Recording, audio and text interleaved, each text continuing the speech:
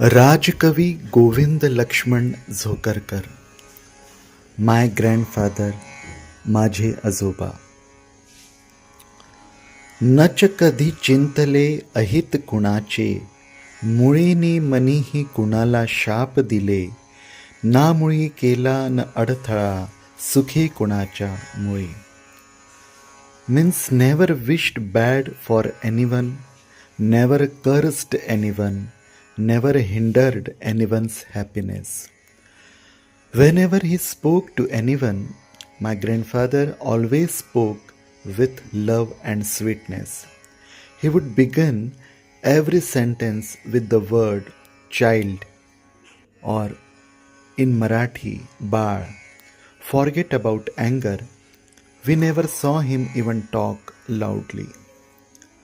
हासत आलो जन्मभर, हासत राहीन मी, हासत हासत काल संगे अंती जाईन मी. Means I have laughed all my life, I will keep laughing, and I will laugh until the end of my life. My grandfather was very humorous and always had a smile on his face.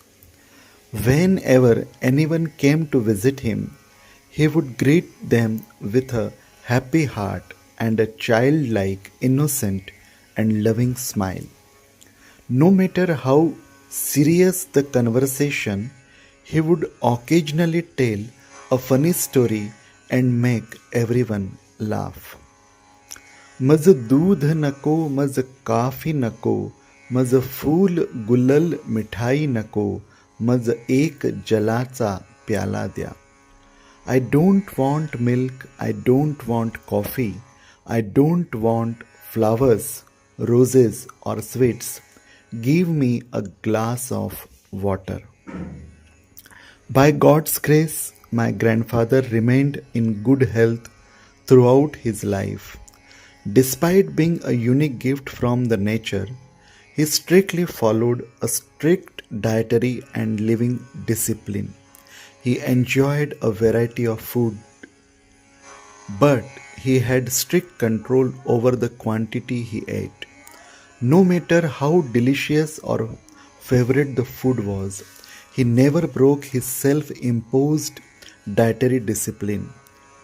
A copper water pot and a vessel were always kept near his living room, and he would occasionally drink from them, and he would also ask us children to drink some water. Furthermore, regularly daily walking was a strict routine for him. एकच दृढ श्रद्धा असे मम, निसर्ग जगी सत्ता, मानव त्याचे असे खेळणे, रंक असो शास्ता.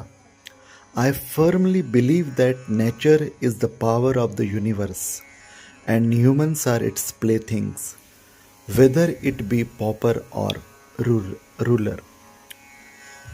Experienced people say that this world has remained the same since time immemorial, but the world appears according to the perspective of the one who sees it. Grandfather had a very positive outlook on life. The Shukla Paksha follows the Krishna Paksha, and the Krishna Paksha follows the Shukla Paksha, representing an essential sequence of life. Therefore, he believed that if we focus on the Shukla Paksha or bright phase, our awareness of the Krishna Paksha or dark phase diminishes.